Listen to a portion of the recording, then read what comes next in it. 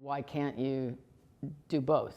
Yeah, why can't you have both abstraction and cinema verite or reality? Why can't you deal like with abstraction and sociology and psychology and entertainment? Why can't you deal with all of these things at the same time?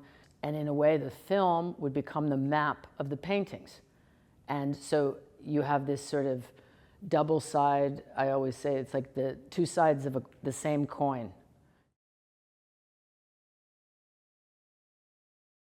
Really do research on whether it was the Bunraku Theater or the Meiji Cookie Factory or, you know, Renzo Piano's dusty pink airport, that I really started to get excited about actually capturing these images. And so again, it's always about this set of relationships and about hundreds of conversations that go on that create images. I mean, I studied a little bit of, you know, the history of Osaka. It actually has this incredible history. I liked this location on the water and the relation to the sea and to the mountains. I thought the Bunraku Theater was super interesting, the idea of the puppets and the puppeteer and their marriage, so to speak, between the relationship between this person or these three people and the puppet. That was definitely something that interested me. And then, of course, I had conversations with other people who came up with other ideas. Of course, I wanted to do Suntory. I wanted to do the Sakura pastel factory. And this is an interesting story. So when I was a kid, my father's a scientist. Anyway, there was one scientist who worked with him who's from Japan. And every year, she would give me a little set of these paints and of these pastels. Anyway, I would get it, and it seemed obviously very exotic at the time.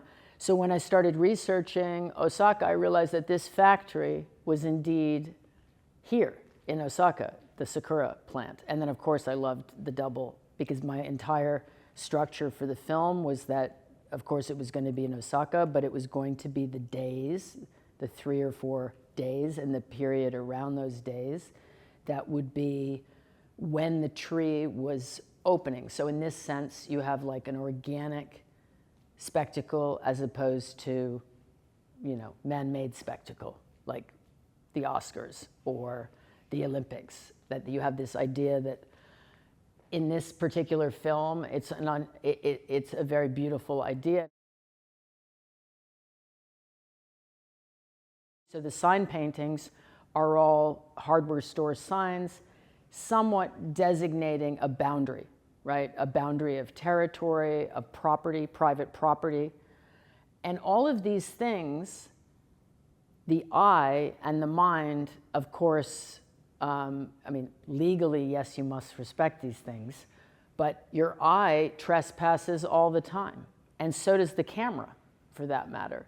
So, and I learned this very early on when I shot Midtown Manhattan, in the Midtown film, because there's a little brass line on the sidewalk which supposedly, I say supposedly, designates this boundary between private corporation and public space. But we all know that, like, the city is ours, and actually this is all New York City, and this is all public space.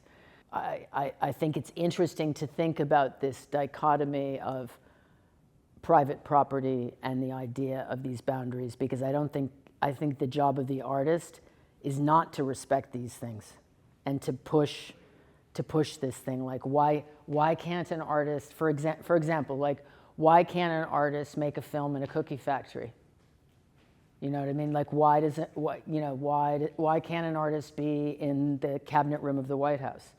Why? I mean, the situations I try to place myself in are, I mean, obviously I have permission to do these things, so I'm not saying I've done them without permission or without these conversations taking place, but they do raise the issue of the roles that we are ascribed, and why can't art deal with questions of the mainstream, and why can't art deal with issues of industry? Because actually there's certain things in industry and the history of architecture and design and also the entertainment world and the political world, there's things that we can add to that, and there's also things to learn from those situations. So that's what I try to do. Like, I try to observe these things, study them, and actually it becomes the subject of my work as I am entertaining myself, you know? So it's really my curiosity that leads me to these things, and then they become part of my work. There's a type of light that goes through the forest, and there's a type of shadow, the play between light and shadow. And I noticed that I could see this, and that this intrigued me not only here in Osaka, but elsewhere. I was next to a pool with some friends, and I was next to this little boy, his name is Ronan, and he had an image very similar to my image. And his image was also of a little creature, half animation, half human, maybe more creature than human, who had a little backpack on a stick, who was like a character moving through this forest. And I thought, this is really bizarre that he is also making the same image in his mind that I was working on. And I asked him what the title of this drawing was, and he said Snowden. And I said, why Snowden? And he said, snowed in. Like this idea of being stuck someplace, and maybe your desire to get out or move through someplace, yeah? Anyway, of course, for me it has a double meaning. It's more than this pun. But I liked this little experience that I had with him, and then I decided right there and then that this would be the title of the piece. Well, because you become engulfed. Your mind and your eye become engulfed in something that is larger than you. And of course, we're walking around in society all the time, and we're engulfed. We're complicit with things that are much larger than us, whether it's currency, whether it's airlines, whether it's language, whether it's nationality, etc. But obviously art is one form of this. But I like the idea of creating something where you become engulfed or enmeshed in something that is larger than you, because then you begin to see things differently, yeah? And then you can sort of understand how one painting leads to the next painting. We were at one point on the river in Osaka, and I asked what this building was, and somebody said, this is the Japanese Mint. And then I was, of course, like, we have to go inside this building, we have to film in there, we've got to do it. We wrote a letter to Carolyn Kennedy, who was the ambassador. We did this, we did that, we tried to get in. Anyway, we got in, and then there's this amazing scene where all of the units of coins, before they're stamped, before they become, have a relief, they're just like generic. They're just like this generic coin before it actually has like specific meaning, before it actually has its transactional authority. Well, there's a lot of things that have transactional authority in society. And of course, one can list them. But I think one thing that has to be reckoned with is the force of art.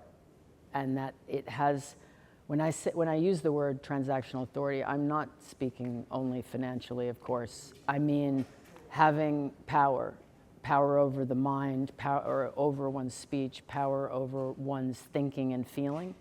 And I think that art is in the best of cases just that. It has a transactional authority that one can't even measure.